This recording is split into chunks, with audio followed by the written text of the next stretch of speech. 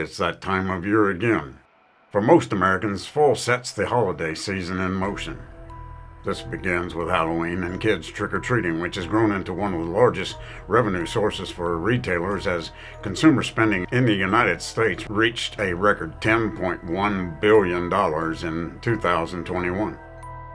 Even though a lot of Americans call themselves Christian, they seem not to mind that this day is deeply rooted in paganism, as some contemporary Christian leaders and preachers tell their congregations that they think dressing up in costumes is pretty much harmless, even though they know full well Halloween comes from a Celtic fire festival named Samhain.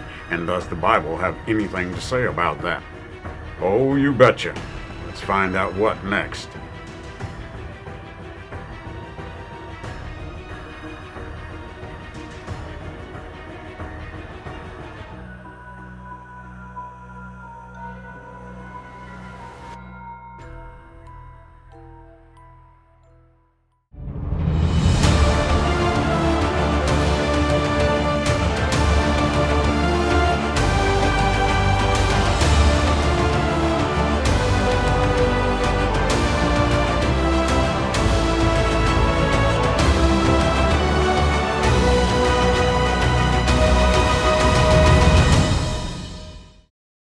If you call yourself a Christian, then you believe that the Bible is the inspired Word of God written in the Hebrew and the Greek.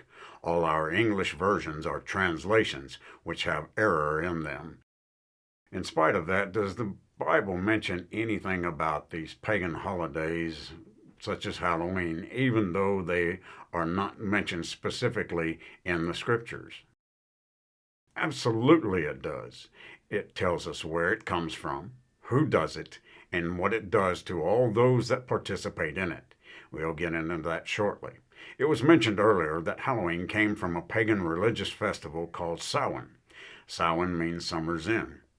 This originated from a Celtic spiritual tradition where the Celts believed the veil between the spiritual world was at its thinnest or even gone, allowing spirits to enter the physical world. The festival took place midway between the fall equinox and the winter solstice. It was considered the most important or holiest of the 4 fire festivals to the ancient Celts. This marked the time of the year for the harvest, and after the harvest was complete, everyone met in the villages to join in with the Druid priests to light a community fire, which they could then take back to their own hearths, as their fires had gone out in their own homes. At these festivals, there were animal sacrifices offered to the gods, and other offerings were left outside in the fields for fairies, because they believed there were good fairies and evil fairies, as well as evil spirits who might kidnap them.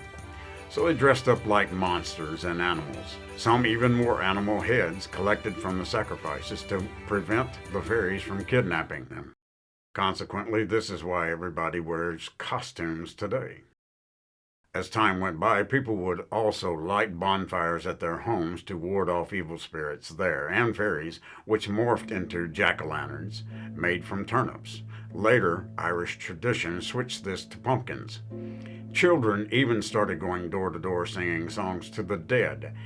Cakes were then given as payment, which is the precursor to trick-or-treating or trunk-or-treating, as some ignorant and god-awful churches are doing now in the parking lots around here. They are even selling pumpkins to their congregations to make more money off them. Doesn't 1 Timothy 3 and Titus the 1st chapter say the deacons are not to be greedy of filthy lucre? This is hardly being an example to the flock, as Peter says in 1 Peter the 5th chapter. There are said to be ancient documents which told how Samhain lasted for 3 days and 3 nights of festivals and feasts, where there were large amounts of alcohol in the form of mead and beer consumed, and was even mandatory in some cases, as was everybody's attendance. This is not even hardly a stretch for a pagan's behavior, is it? Remember, this was all seen as holy by these Druid priests, who said this was holy to the gods they worshipped, as they were also said to use divination to talk to their gods and the dead. I believe the Lord has much to say about this in Deuteronomy, the 18th chapter. Never mind that modern-day witches or Wicca have put their claim upon it as well, while it keeps growing in that community. Getting back to history now, we see where the Roman Catholic Church, disguised as Christianity, enters in on the scene. In the 5th chapter, a Roman Catholic called Boniface supposedly consecrated a day for all the ones who had died for their Jesus. Notice how it was their Jesus, because the feminine Jesus that they like to display is not the Jesus of the Bible. Anyway, they called that day All Saints' Day. It was celebrated on May 13th. And 4 centuries later, this was pushed back by Gregory IV to November the 1st to bring it in line with the pagans' Day of the Dead and their Day of Dead Saints, as the pagans never stopped using that same time of year. They also used November 2nd as All Souls' Day to further cement the time as the Romans were set out to conquer everything in sight, including Britain and the islands. With the spread of the Roman Empire came their religion, which we know today as Roman Catholicism, into the British Isles, even though they adopted all of their pagan holy day system. Let's look at Jeremiah, the 10th chapter, to see what the Bible says about how the pagans worship their gods in the stars or the heaven when we start reading in verse 1. Hear ye the word which the Lord speaketh unto you, O house of Israel. Thus saith the Lord, learn not the way of the heathen, and be not dismayed at the signs of heaven, for the heathen are dismayed at them. It is generally understood that the Druid priests passed on their knowledge of the stars to their followers in their order to maintain their authority, as they had absolute power in religious and state affairs. They were the ones who watched the heavens in the pattern of the Big Dipper in various positions of the seasons. This eventually formed the swastika, which is the basis for the pagan wheel of the year. Roman Catholicism adopted all this. As I understand it, they also disposed of those Druid priests, whereby over time they gained their authority. This whole system is still the same system. It was just given Christian names to disguise it.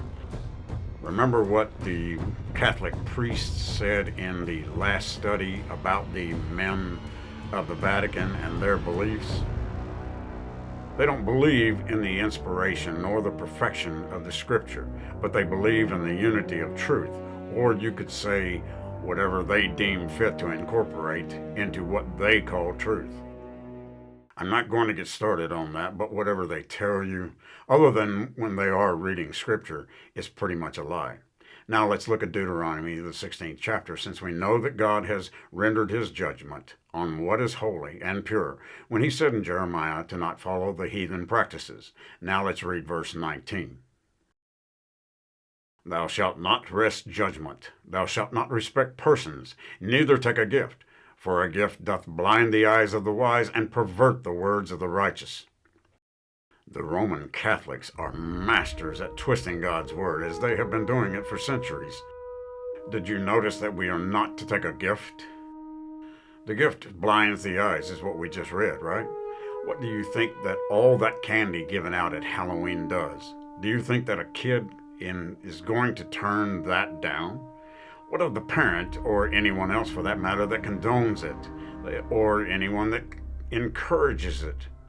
Or the people like Albert Mohler, who is the head of the Southern Baptist Theological Seminary, who says in the first part of what looks like a podcast on YouTube that absolutely Christians should not partake in Halloween. But in the next 2 minutes, directly after that, he said he used to dress up in costumes and proceeds to say that for kids to do this today is pretty much innocuous or harmless. Talk about a lukewarm Christian. This guy is over the top of the seminary as well. No wonder we are in the apostasy today. These practices are how the pagans worship the gods of their imagination. What is the first commandment over in Exodus, the 20th chapter? Verse 3. Thou shalt have no other gods before me. What is Halloween doing? Teaching kids it is all right to do pagan heathen practices of worshiping other gods. Is this not an evil thing to do? What does 1 Thessalonians 5 and verse 22 state? Abstain from all appearance of evil. We as Christians, or the elect of God, should not only not do any of this Halloween or evil, which is what Halloween actually is, we are not to even have the appearance of it. What does James 4:17 say? Therefore, to him that knoweth to do good, and doeth it not, to him it is sin. Anyone that tells you Halloween is harmless, along with all these other god-awful heathen holy days, is lying through their teeth. And we as God's predestinated elect are called out of this world to live righteously and walk holy after his commandments. We are not to do presumptuous sin, which is what Halloween, Christmas, Easter, all of that garbage is.